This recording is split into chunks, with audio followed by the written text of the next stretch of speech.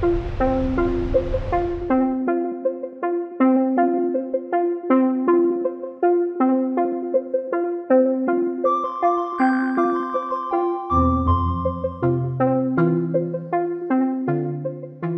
my name is Louise. This is my daughter Kim, and this is our puppy in training, Louie. Louie is 7 months old today. He's a very big boy, but we're going to show you today a little bit about puppy raising. All of our puppies come from Santa Rosa, California, where our breeder caretakers, or BCs, come from. The puppies are bred out there, and when they are 8 weeks old, they are put on a plane and they come anywhere in the United States. Louie came in on December 1st on a late flight. He was 8 weeks old, and that's when we start our training with them. I am a puppy raiser. I am not a trainer. I only show the first 30 commands, which is basic obedience for anybody who has a pet. Basic obedience would be sit, down, wait.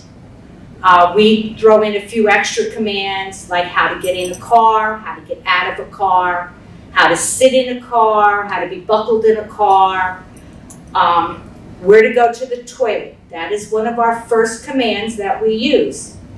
I won't tell you our command word, but we put them out in the street and we keep them in the street until they go to the bathroom, constantly repeating the same word over and over. Why, you ask? Would we teach them out in the street? We teach everywhere but grass. And the reason for that is if you're traveling, you may not be able to find grass. Lou, come on, Lou. Sit. Sit. Don't be stubborn. Sit. Thank you.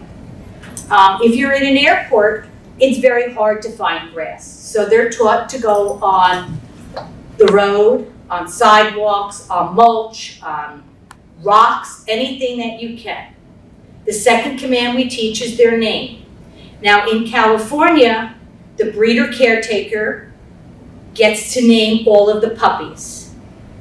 They're given a letter of the alphabet, and all of the puppies are named with that letter. So some of the puppies that are in his litter are Lafayette, Lydia, Leroy, Leonora, and we keep those names for them so that they're not allowed to be changed until the person who receives them gets them. Louie, real name is Luis, but my name is Louise, and my husband didn't want two of us ignoring him.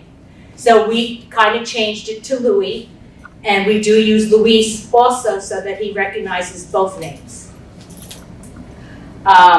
As I said, Louie is 7 months old, and he's very calm. Not all the puppies are calm. And as a puppy raiser, our biggest responsibility is to do a lot of socialization. Kim, where do we socialize? We take the puppies on ferries, we take them to plays, we take them to concerts. When I was in college, I took our first couple puppies to college with me. I take our puppies to work. I have a job. Any place that they would have to be in public with a recipient, we get them used to all the noises and the happenings that would be going on around them. Right. That is the biggest thing about having a dog make it all the way through the program is the more that you take them out and the more socialized they are, the better you are. The good thing about Canine Companions is the fact that there's always help. There's always somebody nearby that can come and help you, show you something that you might be having problems with. You could call them and they'll talk to you on the phone. They will definitely get you with somebody that may have a little bit more experience than you do. We have puppy training classes. Yes, we have puppy training classes twice a month. A lot of times as a puppy raiser, we get together and we socialize together. So I might plan a trip on the Cape May Ferry and put it out there for all the puppy raisers in New Jersey. Hey, everybody want to go on the Cape May Ferry? And we'll get a big response and we'll go on the ferry. That is the best part about training with these puppies, is the fact that we're always together. As you can see, Louis is calm. He's also a nudge sometimes. He does have his days and his hours where he's rammy and wants to run around and play. I'll show you a few of the commands that we do teach. Come here, Lou. Come on. Sit. Good boy. Very good boy. All of our commands are taught with either treats or a favorite toy. Nothing is forced. Everything is done in being happy and doing the commands the way they should be done. Sit. Good boy. Shake. Shake. Good boy. Have a shake. You want to do that one today? Okay. Good boy. This is also called positive reinforcement. Yes. Everything's happy. Down. Good boy. Wait. Wait. Okay. Release. There you go. Good boy. Good boy. When we're training, we always end on a positive note. We want to make sure that the dog is happy, the dog is responsive, and the dog wants to train again. Come here, baby. Here. And we also train in short bursts so that they're not Overstimulated. overstimulated. Exactly. Yes. There we go. They recommend that you train 10 minutes a day, 4 times a day. Other than that, their brains will explode. They just don't have that much attention span. So that's what we do. We train 4 times a day, 10 minutes each time. We like to take the dogs out at least 1 outing a day when they're old enough. And they're not old enough until they know commands. As a puppy raiser and a puppy in training, he does not have the same rights as a full service dog. If I go into a store and they ask me to leave, I have to leave. I am not a trainer, I'm a puppy raiser. A real trainer can take the dogs in. I cannot, I'm a puppy raiser. We like to take them to the different stores, to the library. Today, Louis came up for the first time in a open elevator with the glass, so he got to see going up. Many puppies are afraid of that. So he got a new training experience today. We take him to baseball games. We take him to soccer games where kids are screaming and hollering. You want them to get there and understand they have to keep nice and calm. A lot of our puppies get exposure to different things. Like some of our puppy raisers work in colleges, so they're taken to the classroom, or a lot of our puppies get experience in hospitals if our puppy raisers work for the hospital. Any sort of environment where they can be exposed to new situations is fine. Yes. Also, if you want to become a puppy raiser and you work, you can ask your boss or your job if it's okay if you bring the puppy in. Don't forget, people who are handicapped also work. So taking them on the job is actually very good. The more exposure your puppy gets, the better chances they have of completing the program. We have the dog when they're 8 weeks old, and we keep them until they're 18 to 24 months. In that time, we're doing all of the training, very little, at a time.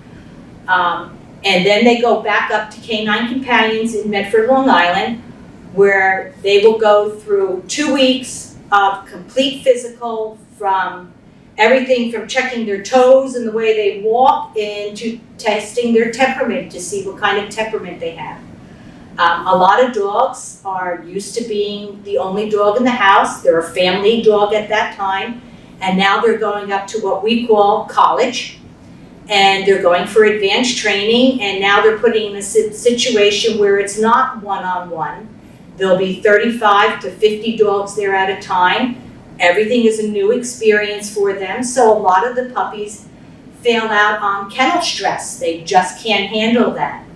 About 35 to 40% of our dogs make it all the way through, and they have to be pretty much what we call bomb-proof. They have to be able to go into new situations without being nervous and without having problems.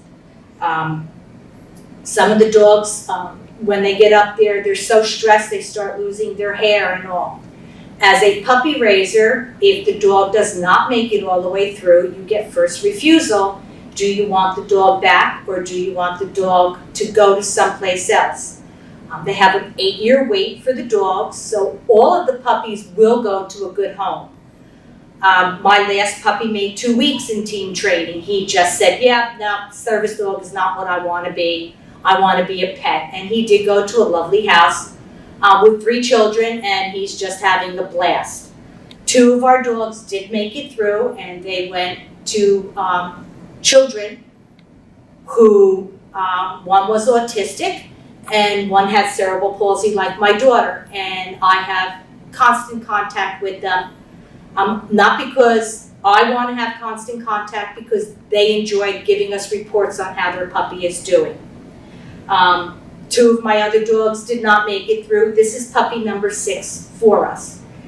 You say to yourself, I've had this dog for 18 months. How can I give it back? When you see what a dog does for a person with a disability, you may cry all the way home when you turn him in, but you turn around and you get another puppy and you start all over. Kim, what does your service dog Gretel do for you? Gretel opens doors, she carries, she picks things up. She's basically my hands.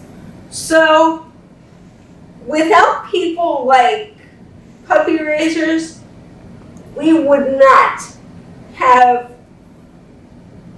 such a stable graduate program. The puppy raisers are the heart of the program, so we need puppy raisers. Yeah. As I said, this is puppy number 6 for us. I asked a very well-trained puppy raiser who had, not trained, a well-experienced puppy raiser, what does she do? And she said, sometimes you cry when you give them back, sometimes you dance when you give you back. But she's on puppy number 30 right now. So you can tell that this has been a well-loved program. The one thing I can honestly tell you, you will never go and get a quart of milk without having at least 4 people come up to you and ask you how, what do you do for the puppies, how is it? I'll backtrack a little bit. The law in New Jersey and some states are puppies in training can only be brought into social places such as the library, stores, grocery stores. They can only be brought in if they're with a trainer. Again, I'm a puppy raiser. I have asked permission from the local stores. Can I bring him in to train? And they have all said yes. I've never had a problem bringing my puppy in. But if he's misbehaving, then I have to bring him out. If somebody complains and the manager comes up to me, I do have to bring him out. Service dogs, not the case. Service dogs are considered medical equipment for the person in the wheelchair. So unless the dog, a service dog, is misbehaving, using the place as a toilet, growling, barking, they can be asked to leave with the dog. The person can stay, but the dog has to be removed. As a puppy trainer with a puppy in training, they are not allowed in shopping carts at the supermarkets. That's a health code violation. Service dogs, puppies in training, must be on the floor. They are not allowed in the shopping carts. If there's food around, if there is a dog in the shopping cart, I can tell you it's not a service dog. that's being trained or a full service dog. Canine Companions has 5 different types of service dogs. The first service dog they have is a facility dog, which is a dog that can go into places such as the courthouses. They can be asked to come into the library. They can be asked to come into the hospitals. And they work with people that are disabled. They work with school children that have disabilities. They can use them as a reward system. They do go through the same training that we go through with service dogs. The second type of service dog they have is a skill companion. Kim's service dog is a skill companion, which means she can't control the dog when she holds the leash. So I am the facilitator for the dog, she is the recipient for the dog. This is only because I wasn't fast enough with the commands. Yeah. So my parents are able to help. Yes, they can go to anybody, a skill companion can go to anybody from the age of 5 to whatever age. Then they have a one-on-one service dog for anybody over the age of 18 who can control the dog. Then they have hearing dogs. So if you have a hearing loss, they have a hearing dog that can nudge you when your name is being called, can pick things up when you drop, will alert you if the smoke alarms are going off. They also have a service dog. Our newest breed of dog that they have right now is a PTSD dog. They will come into a room if you're nervous, and they will come around and they will check the room off to let you know that there's nobody in the room. If you're having night terrors, they will come up, jump on the bed, and lay on top of your chest to wake you up. They will bring you a ball. It helps the person with PTSD to go out in public because they have somebody with them constantly that they're trusting.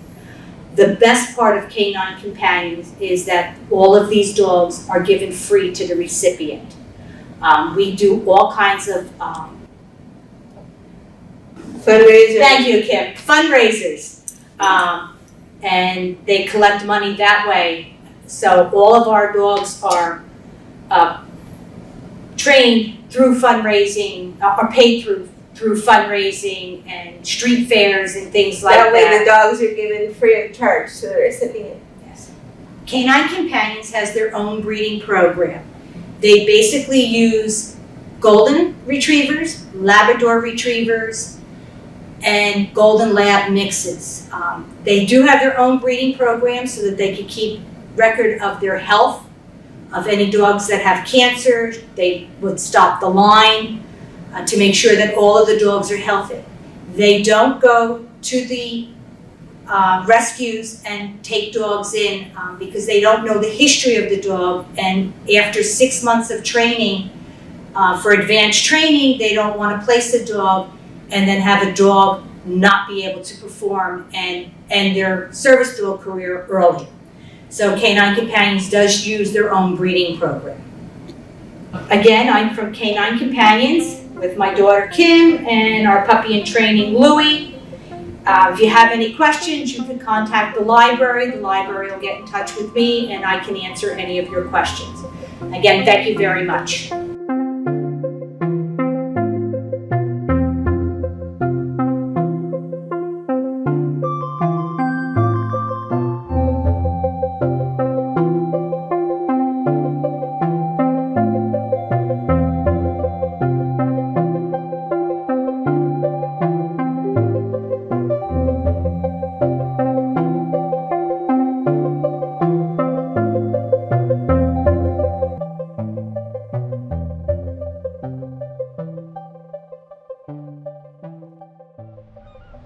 Support public libraries. Like, share, and subscribe for more great videos.